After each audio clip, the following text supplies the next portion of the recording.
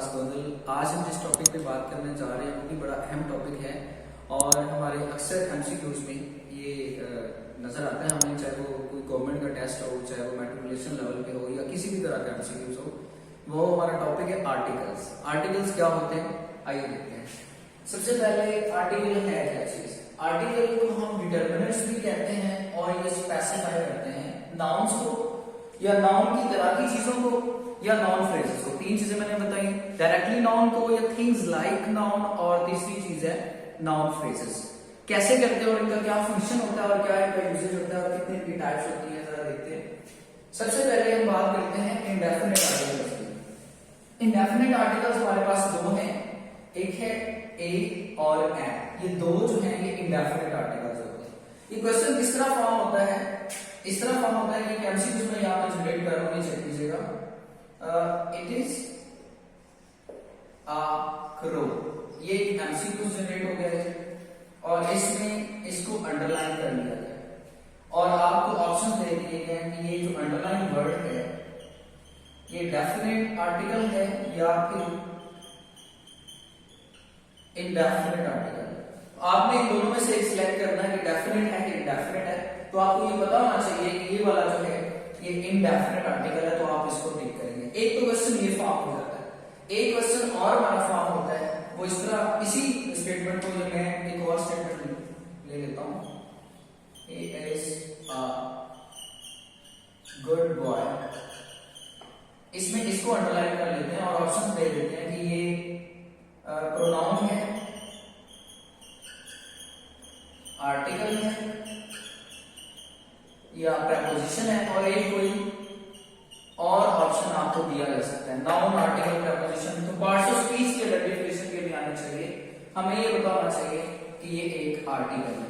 तो पहला क्वेश्चन कि ये एक आर्टिकल है, आर्टिकल बतौर आर्टिकल इन ए और एन की आइडेंटिफिकेशन हमें आनी चाहिए। और दूसरा ये डेफिनेट है कि इनडेफिनेट है। दो एमसीक्यूज यहां तक आपके फॉर्म हो जाते हैं, ये इनडेफिनेट आर्टिकल है। उसके बाद डी डेफिनेट आर्टिकल है, सेम इसका भी क्वेश्चन फॉर्म हो सकता है, like he is the largest या he is the tallest can in the class. इसमें अब उसमें इसको अंडरलाइन कर लिया दी को, और अगेन आपसे ये क्वेश्चन पूछ सकता है कि ये डेफिनेट आर्टिकल है या फिर ये इनडेफिनेट आर्टिकल है। तो अब आपने ये याद रखना है कि जो दी है दिस इज डेफिनेट आर्टिकल और जो ए और एन है ये इनडेफिनेट आर्टिकल है। तो यहां पर तीन तरह के एमसीक्यूज यहां तक आपके फॉर्म हो सकते हैं। नेक्स्ट हम बात करते हैं कि इनकी यूजेज क्या है। आपके पास जो इनडेफिनेट आर्टिकल्स हैं, इनडेफिनेट आर्टिकल्स हमारे पास दो हैं, ए और एन। और एन भी इसको प्रोनाउंस करते हैं। इनका मतलब होता है एक, वन। इसका मतलब है they are to be used with one single noun. अगर नाउन आपके एक से ज्यादा होंगे तो ये आर्टिकल उसके साथ यूज नहीं होगा। जब नाउन या things like noun one single quantity में होगा तो ये हम यूज करेंगे। पहले हम देख लेते हैं कि जो एन है ये कब यूज होता है। एक पुराना कॉन्सेप्ट हमारा चलता आ रहा है जो हमारे मैक्सिमम नंबर ऑफ स्टूडेंट्स को याद होता है कि वो कहते हैं sir A E I O you इनके साथ एन यूज होता है। ये वाला रूल जो है ये बिल्कुल एप्लीकेबल नहीं है और अब इसको हम रॉन्ग कंसीडर करते हैं। कैसे रॉन्ग कंसीडर करते हैं? अब देखिएगा एक सेंटेंस आ जाता है, इट इज डैश यूनिवर्सिटी। ठीक, अब हमने यहां पर आर्टिकल प्लेस करना है। तो अब आप सोचिए कि क्या करेंगे। अगर हम इन रूल्स को देखते हैं तो फिर तो हम लगाएंगे एन। क्यों? क्योंकि यहां पे यू लगा हुआ। बट क्वेश्चन ये कि क्या ये ठीक लग रहा है? एन यूनिवर्सिटी आपने कभी सुना है? नहीं सुना। इट इज आ यूनिवर्सिटी होता है। तो इसका मतलब है कि ये जो स्पेलिंग्स हम देखते हैं, जो लेटर्स हम देखते हैं, ये वाले ये लेटर्स डिटरमिन नहीं करते कि इसके साथ कौन सा आर्टिकल होना है। इसका रूल कुछ और है, इसको हम क्रॉस कर देते हैं और ये रूल एप्लीकेबल नहीं है। तो फिर कौन सा रूल एप्लीकेबल है? रूल है कि हमें स्पेलिंग्स को नहीं, हमें साउंड को देखना है। साउंड को देखना है। जब हम किसी वर्ड को बोलते हैं, प्रोनाउंस करते हैं, तो उस साउंड को चेक करना है। अब साउंड कौन सा होता है? एन के लिए साउंड होना चाहिए अलिफ या ऐन का। जब आप किसी वर्ड को प्रोनाउंस करने जा रहे एग्जाम्पल हमारे पास, he is dash MA English.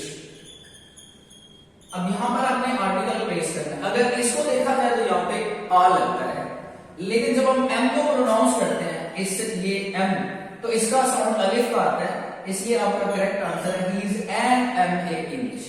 जो एलिफेंट की एग्जांपल है उसमें भी साउंड देख रहे हैं हम स्पेलिंग्स नहीं देख रहे। ऑनेस्ट में H स्टार्ट में आता है, लेकिन एन लगता है क्योंकि उसका साउंड अलिफ मद्दा है। तो अलिफ मद्दा अलिफ तकरीबन साउंड सिमिलर होते हैं। तो आपने ये आर्टिकल वहां पे प्लेस करना है जहां पर आपका जो साउंड है वो अलिफ या एन का होगा और वो वन सिंगल क्वांटिटी में होगा। अब बात करते हैं ए की। इसका मतलब भी एक ही है, लेकिन ये उनके साथ आएगा जो वोवल साउंड नहीं जनरेट करेंगे, जो कॉन्सोनेंट साउंड जनरेट करेंगे। जैसे हम कहते हैं, जैसे यहां पर मैंने एक एग्जांपल लिखी है, इट इज डैश क्रो। अब क्रो को जब हम बोलते हैं तो का साउंड आता है इसमें। का साउंड जो है वो वोवल्स में नहीं आता, अलिफ और एन सिर्फ वोवल्स में आते हैं, तो इसको हम कॉन्सोनेंट साउंड कहते हैं। इसके साथ आएगा इट इज आ क्रो। याद है कि जब एक से ज्यादा क्वांटिटीज में होंगे तो फिर हम यूज नहीं करेंगे। जैसे देयर आर डैश क्रोज। अब यहां पे नाउन आपका प्लूरल हो गया, एक से ज्यादा है, तो आप ना ही ये यूज करेंगे और ना ही ये तो यूज होते हैं, क्योंकि इसका साउंड नहीं जनरेट हो रहा, तो आप ये वाला भी यूज यहां पर नहीं करेंगे, क्योंकि यहां पर क्वांटिटी एक से ज्यादा है। अगर एक क्वांटिटी में होगा तो ये यूज होगा। जैसे मैंने पहले बताया कि इन दोनों का मीनिंग ही है एक, तो आप ये उन नाउन्स के इससे पहले प्लेस करेंगे जो एक होंगे। एक और चीज आपसे शेयर करता चलूं कि इन दोनों की जो प्लेसमेंट होती है ये सिर्फ कॉमन चीजों के लिए होती है। जो चीजें कॉमन है, जिनकी इजीली रिप्लेसमेंट हो सकती है, उनके लिए यूज होता है। ये स्पेसिफाइड चीजों के साथ यूज नहीं होता। अब हम बात करते हैं डेफिनेट आर्टिकल्स की और उसके यूजेज की। तो सबसे पहले हमारे पास है गॉड मेड थिंग्स। मैं साथ में इसको एग्जाम्पलीफाई भी करता जाऊंगा। गॉड मेड थिंग्स के साथ यूज होता है। जैसे एग्जाम्पल में लिख रहा हूं, पास मी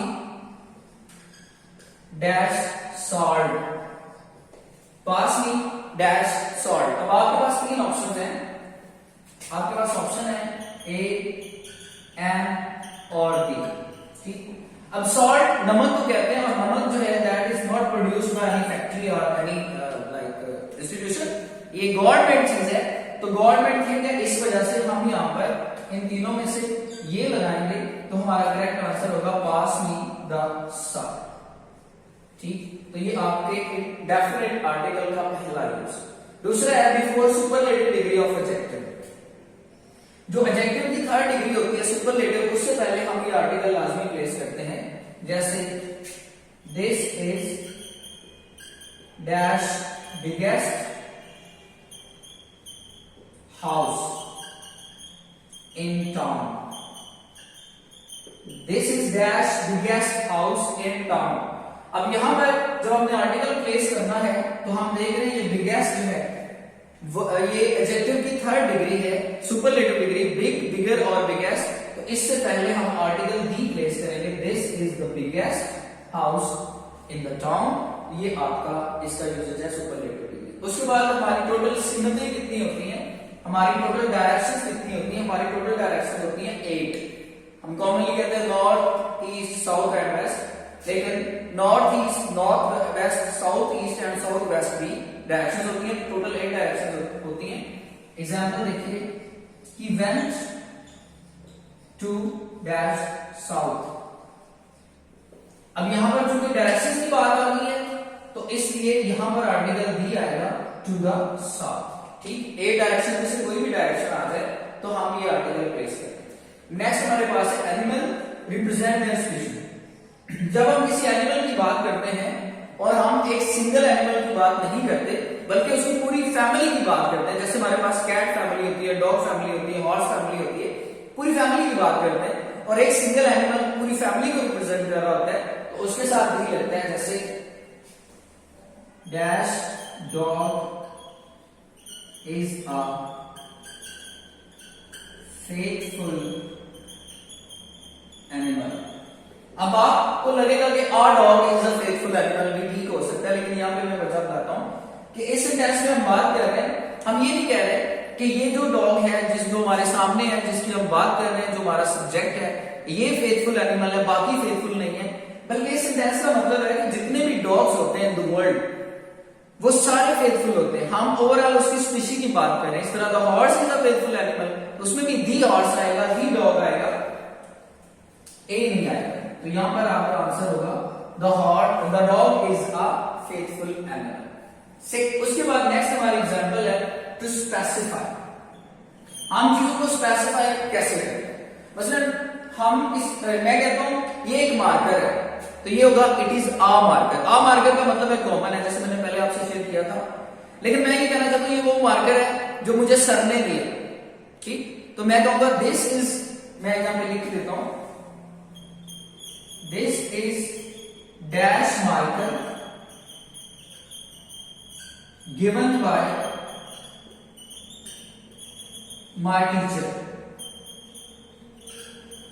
अब मैंने कहा कि ये वो मार्कर है जो मुझे मेरे टीचर ने दिया, तो ये फिर आ मार्कर नहीं, आ मार्कर कॉमन है, ये स्पेसिफाई, मैं एक मार्कर की बात कर रहा हूं जो मेरे पास है, जो मुझे मेरे टीचर ने दिया है। तो ये होगा this is the marker given by my teacher. तो यहां पर मैंने स्पेसिफाई कर दिया इसको।